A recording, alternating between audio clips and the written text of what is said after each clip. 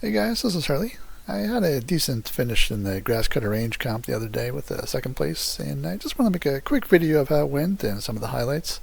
I actually only just recently got into this competition. I always kind of avoided it, but I give it a try recently, and actually one of my favorite comps now. I have a lot of fun with it.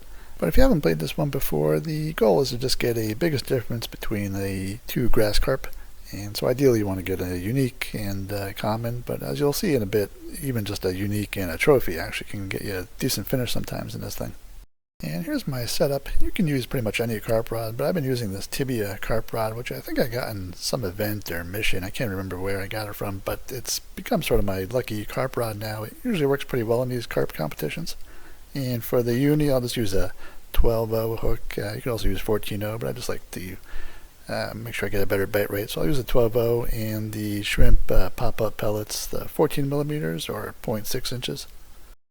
And for the ground bait that you attach to the PVA bag, this is actually a mix that Road Warrior shared in one of his videos. He has a really good guide for this comp, so I would definitely check that out for some explanation on the mixes and the technique for this one.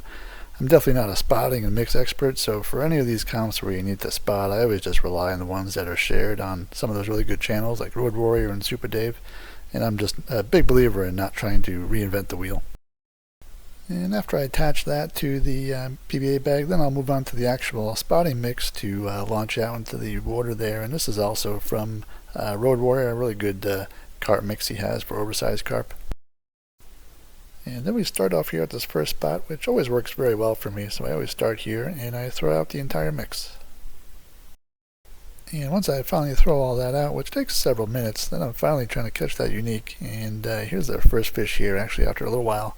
It's not the grass carp of course, but it's a really nice mirror carp, a good 37 kilogram or 83 pounder. That was actually a personal best for me.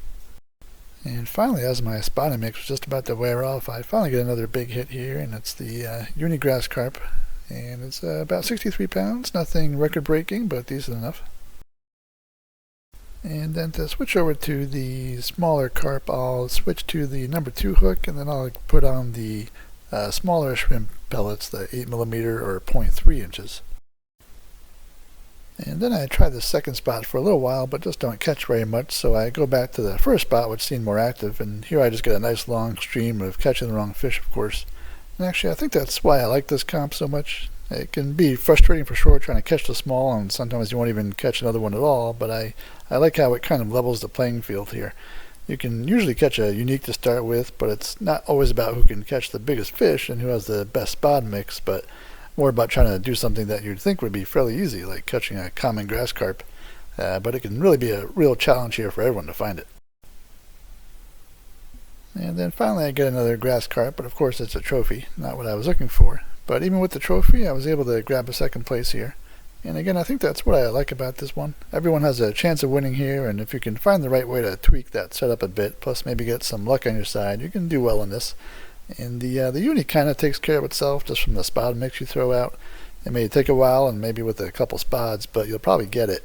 So it's really a competition about who can catch a boring little grass carp within 45 minutes. Not as easy as it sounds for sure, but it can definitely be fun and worth a try.